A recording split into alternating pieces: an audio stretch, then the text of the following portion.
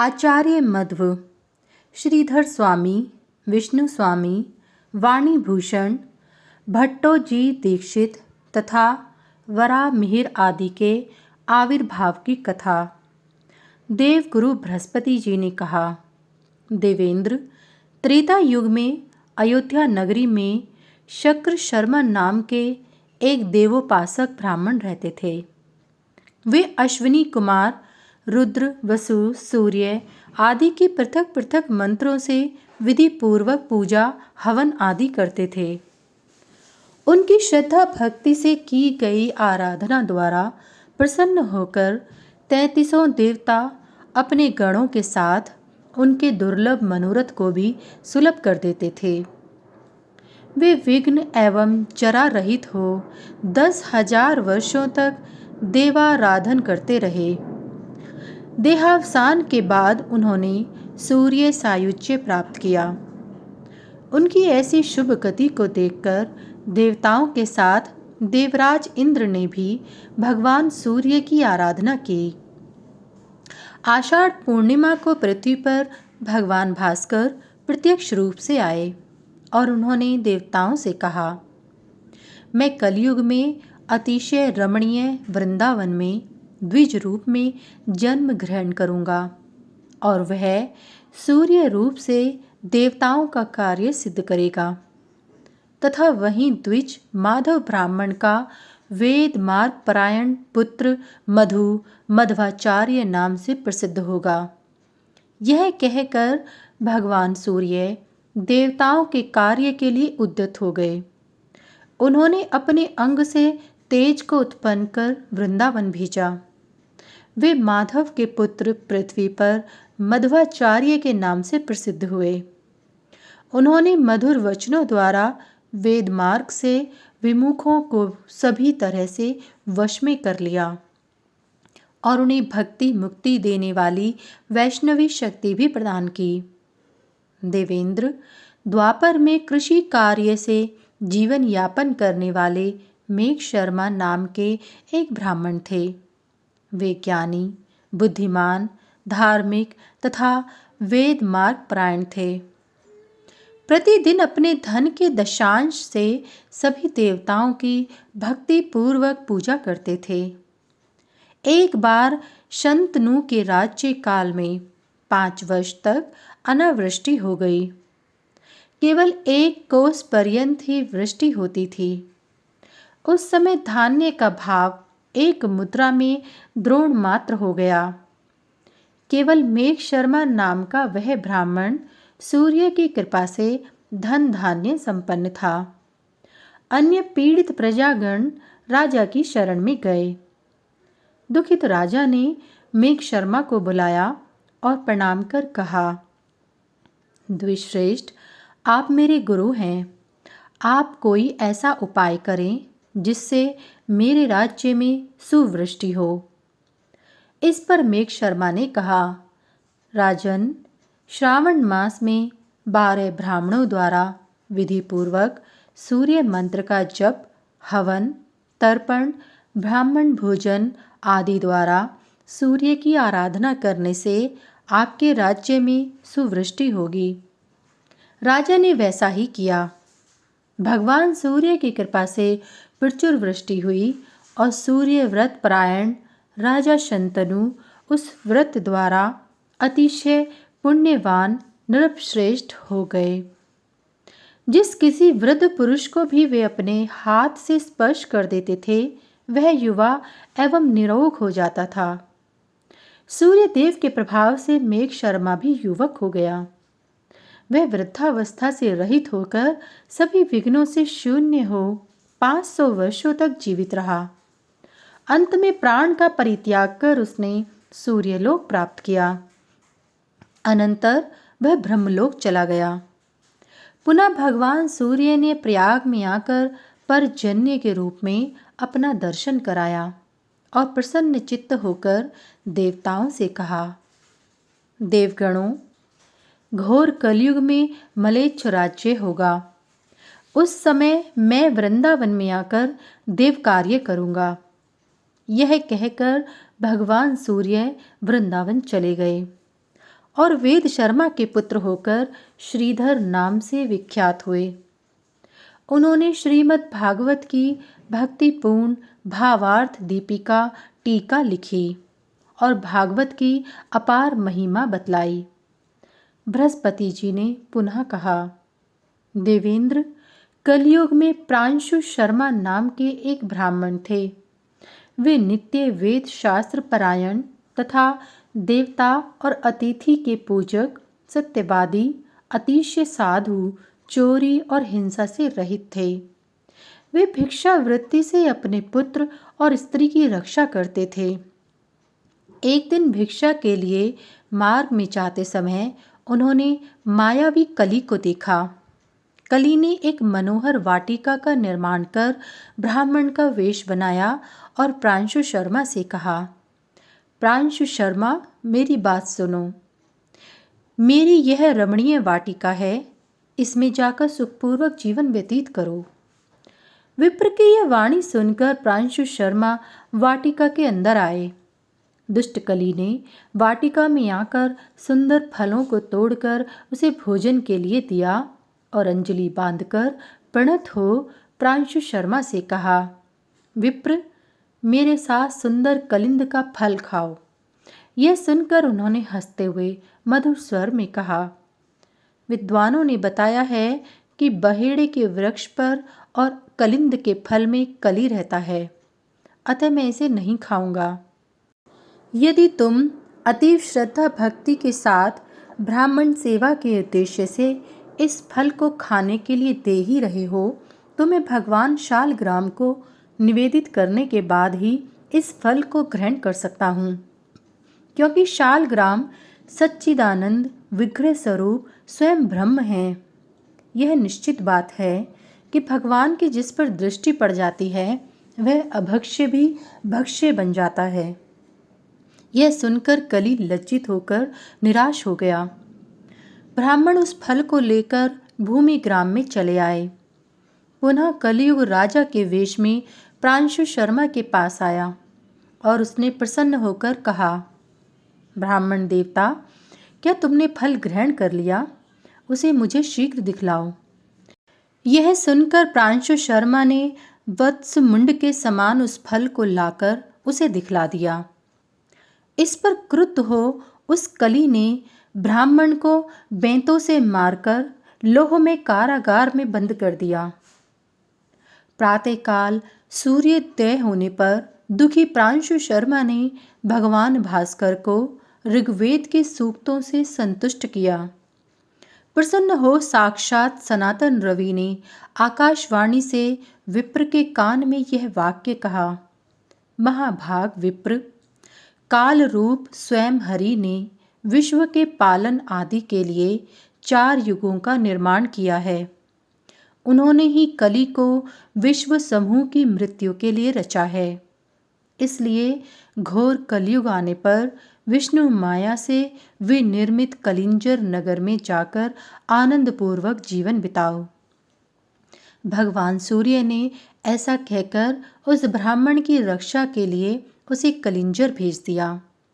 ब्राह्मण प्रांशु शर्मा वहाँ 150 वर्ष तक रहकर भगवान सूर्य की आराधना करते हुए पुत्र और पत्नी के साथ सूर्यलोक चला गया।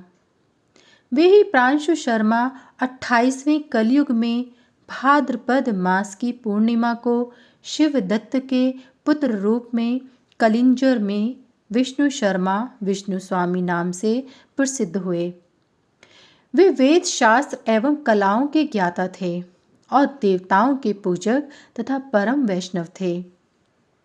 देवेंद्र, पूर्व काल में चैत्र रथ नामक स्थान में मेधावी मुनि का मंजू घोषा अप्सरा से भग शर्मा नाम का पुत्र हुआ। जन्म लेते ही माता पिता ने जब उसे छोड़ दिया तब वह किसी प्रकार सौभाग्य से भगवान सूर्य की आराधना में तत्पर हो गया और तप द्वारा 100 वर्षों तक उनकी निरंतर आराधना करता रहा। अंत में सूर्य मंडल की अधिदेवता भगवती सावित्री उस पर प्रसन्न हो प्रकट हो गई। अश्विन मास में उन्होंने उस ब्राह्मण को मंडल का राजा बना दिया और वह आश्विन मास में सूर्य रूप होकर प्रकाशमान हो उठा। सारा संसार उसकी पूजा करने लगा। इसलिए हे इंद्र, तुम भी उन्हीं सूर्य की आराधना करो, वे तुम्हारा भी परम कल्याण करेंगे। अपने गुरु बृहस्पति के वचनों के अनुसार देवेंद्र ने भी आश्विन मास में सूर्य की आराधना की।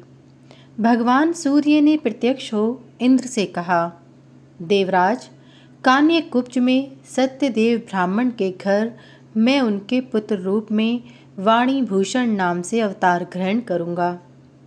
अनंतर उन्होंने ऐसा ही किया और काल क्रम में वाणी भूषण ने अपने नाम से छंद शास्त्र के ग्रंथ की रचना की और पाखंडियों को परास्त किया।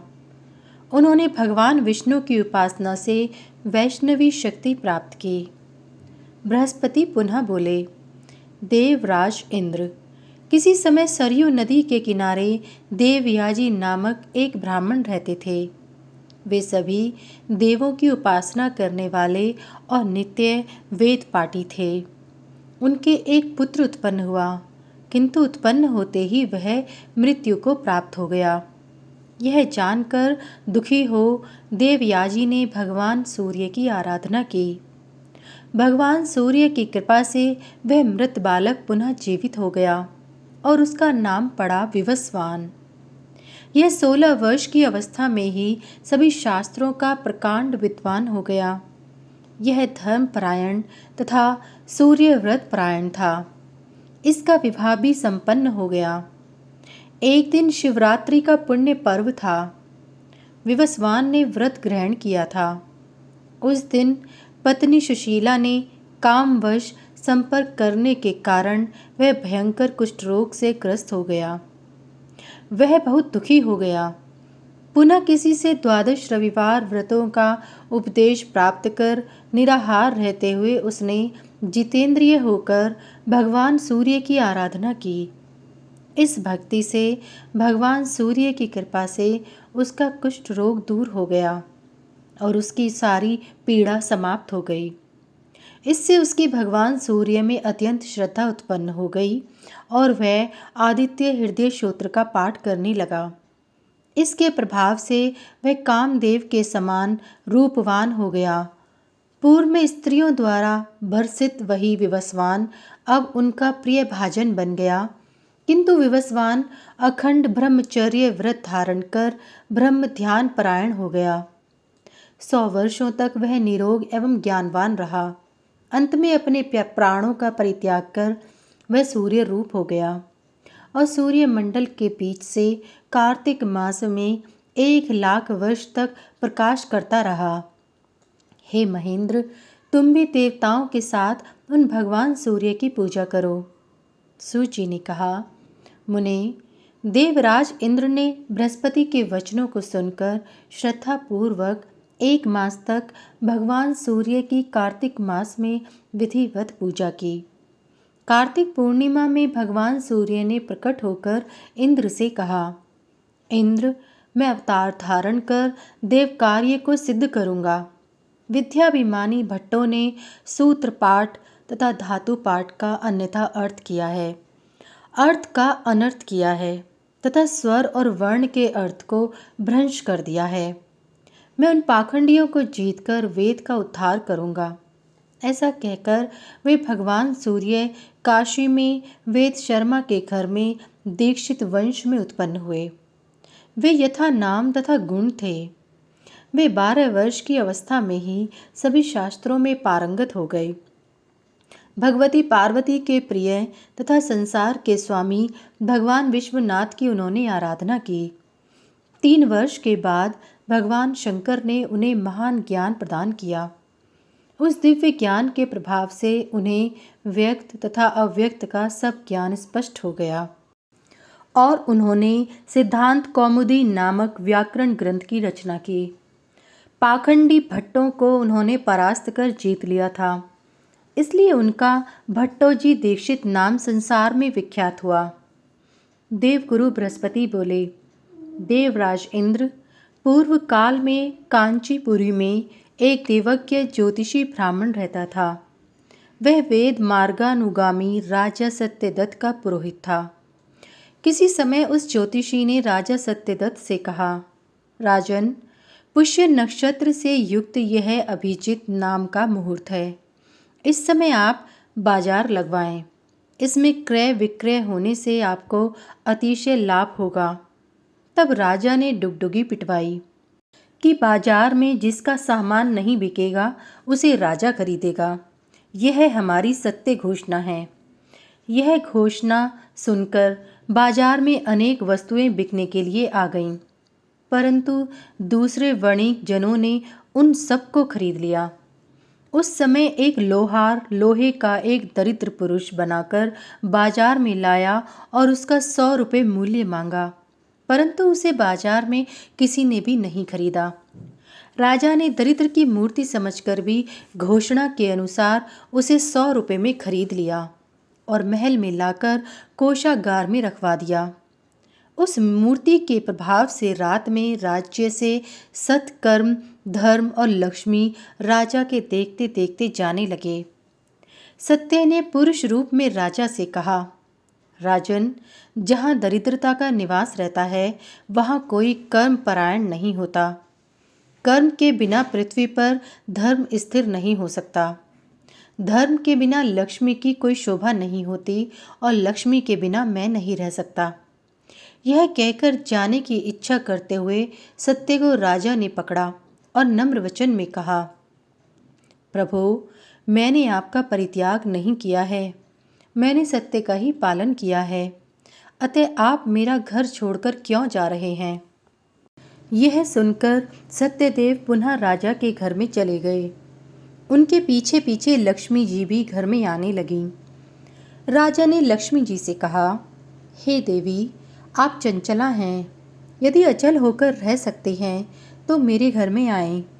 यह सुनकर अचल होने का वर प्रदान कर लक्ष्मी जी भी राजा के घर में प्रविष्ट हो गईं।